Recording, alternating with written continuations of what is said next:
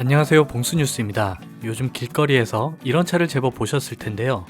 파란색 전기차 번호판을 달고 있지만 실제로는 다른 전기차와는 다르게 수소를 이용한 수소 전기차 넥소입니다. 전기차이지만 수소가스만 주입하면 되니 충전 시간은 짧고 주행할 수 있는 거리가 길어 보조금이 상당히 많이 나오죠. 수소 전기차 자체가 주행거리가 길다 보니 사실 일반 용도보다는 상업적인 용도로 많이 언급이 되고 있습니다. 미국에서도 이 수소 전기 트럭을 발표한 회사가 있는데 바로 니콜라입니다. 트레버 밀턴이라는 사람이 세운 회사인데 한 번 수소를 충전하면 1200마일을 달릴 수 있고 동급 디젤 트럭보다 약 900kg 이상 가벼우면서 단 15분 만에 수소를 충전할 수 있다는 꿈의 트럭 니콜라1을 2016년에 발표했습니다. 니콜라는 이 니콜라1 트럭의 사전 예약을 2016년부터 받았고 올해부터 고객 인도를 시작한다고 했었습니다.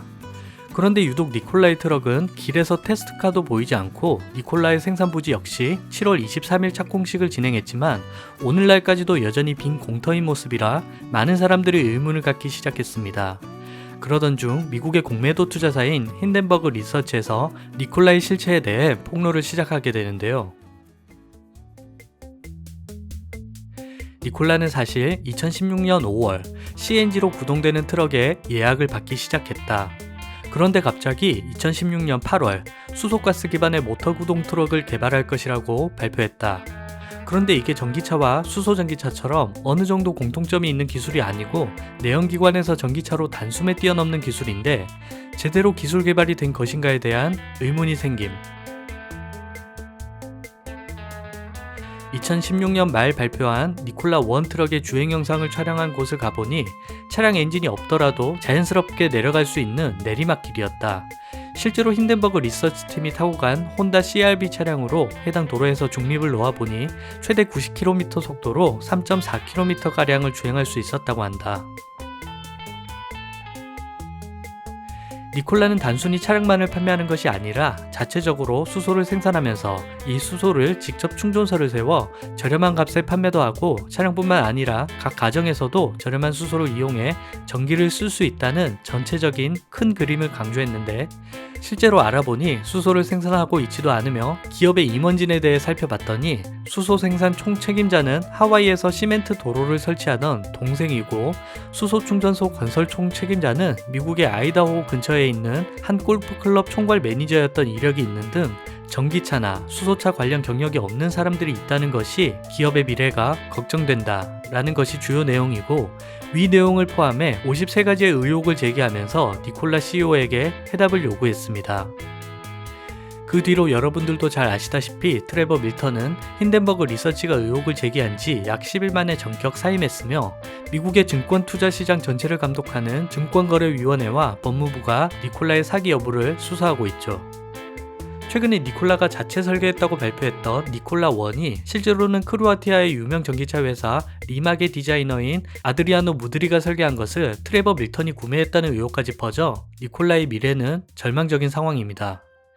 그런데 의외로 이번 니콜라 사태에서 다시 주목받는 업체가 있는데요. 바로 현대자동차입니다. 사실 올 7월에 니콜라는 과거 현대자동차에게 수소전기차와 관련해서 2번이나 협업 요청을 했었다고 합니다. 특히 니콜라의 CEO인 트레버 밀턴은 현대차가 언제든 연락을 주면 응답하겠다고 할 정도로 많은 관심을 보냈는데요. 하지만 현대차는 중장기적으로 여러 가지 사안을 검토한 후에나 가능할 것이라고 하여 사실상 거절을 해야 했습니다.